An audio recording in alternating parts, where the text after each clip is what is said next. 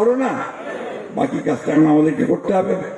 তার জন্য কাজ করতে হবে, দরকার হলে আবার রাজপথে নামতে হবে, দরকার হলে আবার বুকে রক্ত দিতে হবে, কিন্তু সবাইকে সঙ্গে নিয়ে জাতীয় ঐক্য সৃষ্টি করে আমরা সত্যিকার অর্থেই এই দেশে প্রেসিডেন্ট জিয়া রহমান সাহেবের যে স্বপ্ন, সেই স্বপ্নকে আমরা বাস্তবায়িত করব, ম্যাডামের স্বপ্নকে বাস্তবায়িত করব, তারেক রহমানের সাহেবের স্বপ্নকে বাস্তবায়িত করবো। আপনাদের সকলকে ধন্যবাদ। আসসালামু আলাইকুম, খুদা হাফেজ, বাংলাদেশ জিন্দাবাদ, শিক্ষক সমাজ জিন্দাবাদ। আসসালামু আলাইকুম। আমি শুধু কয়েকটা কথা বলার জন্য এসেছি। সেই কথাটা হচ্ছে মূলত যে আপনাদের সমস্যাগুলো আমরা অবহিত, আপনাদের সমস্যাগুলো আমরা সমাধান করতে চাই। আমাদের যে দলের পক্ষ থেকে আমাদের যে 31 দফা রয়েছে, সেই 31 দফায় আমরা পরিষ্কার করে সমস্যার কথা বলেছি, সেই সমাধান করবার কথা বলেছি। আমরা নিজেই ভাবতে খুব অবাক লাগে যে বাংলাদেশের বাজেটে জিডিপির মাত্র 5% শিক্ষার জন্য দেওয়া হয়, মাত্র 5% জিডিপির জন্য দেওয়া হয়, জিডিপি থেকে শিক্ষার জন্য বরাদ্দ করা হয়। আজকে দাবি উঠেছে আপনাদের কাছ থেকে, আমি মনে করি অত্যন্ত ন্যায়সঙ্গত দাবি যে শিক্ষাকে জাতীয়করণ করতে হবে। জাতীয়করণ করলেই সমস্যার সমাধান হয়ে যাবে, হবে না। অতীতে শিল্প কলকারখানা সব জাতীয়করণ করা হয়েছিল, তাতে করে লাভ হয় নাই, আবার শিল্প কারখানা বেসরকারি খাতে তুলে দিতে হয়েছে শিল্পকে, তাই না? অর্থাৎ আপনি যদি দিতে না পারেন, ডেলিভার করতে না পারেন, আপনি যদি জাতির প্রয়োজন মেটাতে না পারেন, তাহলে এটাকে জাতীয়করণ করে কোনো লাভ হবে না।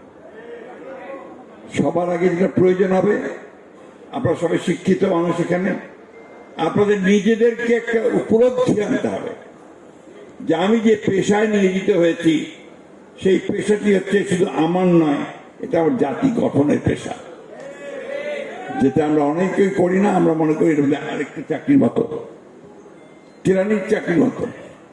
আপনারা কিছু মনে করবেন না, আমি শক্ত দিয়ে একটা কথা বলবো। আপনারা যখন একটা চাকরির জন্য আওয়ামী লীগের এমপিদের হাতে কয়েক লক্ষ টাকা তুলে দিয়েছেন, সেটা কি আপনারা ভালো কাজ করেছেন? করেন। জমি বিক্রি করে আপনার টাকা তুলে দিয়েছেন, কেন? চাকরি না পেলে তো ভবিষ্যৎ করবে না, তাই না? এই যে বিষয়টা, এটাকে আমি বিচ্ছিন্ন একটা ঘটনা বলছি, সব ক্ষেত্রে তাই হয়েছে।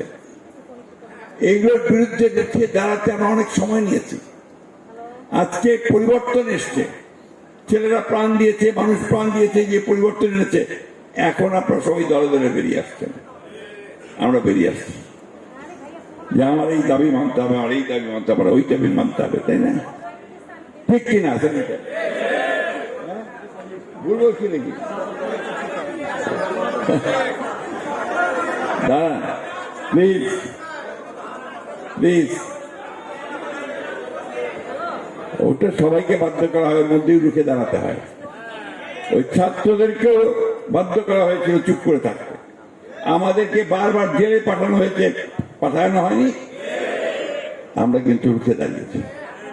এই জিনিসটা আমি বললাম এই জন্য যে আপনাদেরকে সেই মানসিকতা তৈরি করতে হবে, আপনাদেরকে সেই মানসিকতা তৈরি করতে, তাহলে জাতির কোনো উন্নতি হবে না, আপনি পারবেন না করতে।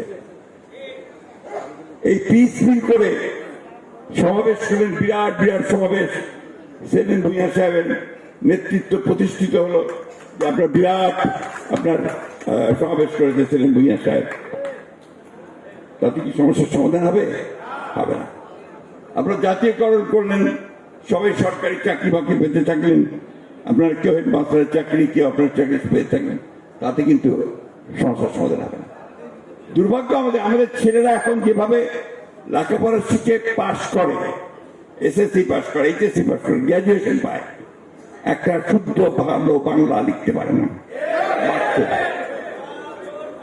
আপনাদের এই কথাগুলো একদম ভালো লাগবে না, আমি জানি, but that is the truth. সেটাই সত্য, সেটাই সত্য। এটা আমার শিক্ষা ব্যবস্থা এমন জায়গায় চলে গেছে, যে জায়গাতে আমি যে প্রডিউস করছি, যে প্রোডাকশন হচ্ছে,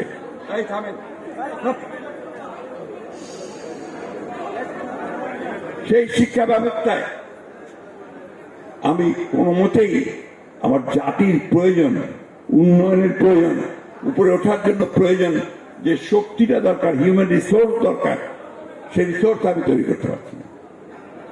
তাই না? কি ভুল বলছি নাকি? বন্ধুগণ, এই জায়গাটা ঠিক করার সময় একটা আসছে। এই সময়টাকে যদি আমরা কাজে লাগাতে পারি, পরিবর্তনের যে ধারণা এখন তৈরি হয়েছে মানুষের মধ্যে যে এখন একটা বোধ সৃষ্টি হচ্ছে এইবার বোধহয় পরিবর্তন হবে, ঠিক না? তো সেই পরিবর্তনটা যদি আমরা করতে না পারি তাহলে কিন্তু জাতি চরমভাবে হতাশ হবে, জাতি ব্যর্থ হবে। আজকে আমাদের এই সুযোগটা কাজে লাগাতে হবে। আমি জানি এটা খুব কঠিন পথ। আজকে নুরু সাহেবরা বারবার রাস্তায় মার খেয়েছেন, জেলে গেছেন, এমনকি এই বিদ্রোহের আগে পর্যন্ত ডিবিতে নিয়ে গিয়ে বেদম প্রহার করেছে এবং হাসিনা পালিয়ে যাওয়ার পরে জেল থেকে বেরোতে পেরেছেন। তার এই যে চেষ্টা, তার এই যে আত্মত্যাগ, তার মতো এতগুলো মানুষের যে আত্মত্যাগ, সেই সাইড থেকে শুরু করে ছোট্ট বাচ্চা মেয়ে রূপা থেকে শুরু করে যে জীবন দিল, প্রাণ দিল, তাদের প্রতি আমাদের একটা দায়িত্ব আছে তো নাকি? সেই দায়িত্বটা আমাদের কিন্তু পালন করতে হবে বন্ধুগণ। আজকে সুযোগ এসেছে, আমি সেই কথাটাই বলতে এসেছি আজকে এখানে। এই সুযোগটা কাজে লাগান। আমরা যেন হাওয়ার মধ্যে না উঠতে থাকি যে আমরা ক্ষমতায় এসে গেছি। আসেননি। যতক্ষণ পর্যন্ত না সেই মানুষের পক্ষের শক্তিকে আপনারা কাজে লাগাতে পারছেন, যতক্ষণ পর্যন্ত না কাঠামো পরিবর্তন করতে পারছেন, যতক্ষণ পর্যন্ত না এই ব্যবস্থাটাকে পরিবর্তন করে দিতে পারছেন, ততক্ষণ পর্যন্ত আপনাদের কোনো লাভ হবে না, আমাদের লাভ হবে না। আমার অনেক বয়স হয়েছে, দীর্ঘ অভিজ্ঞতা আমার। আমি আপনাদেরকে আজকে এই কথাটুকু বলতে চাই,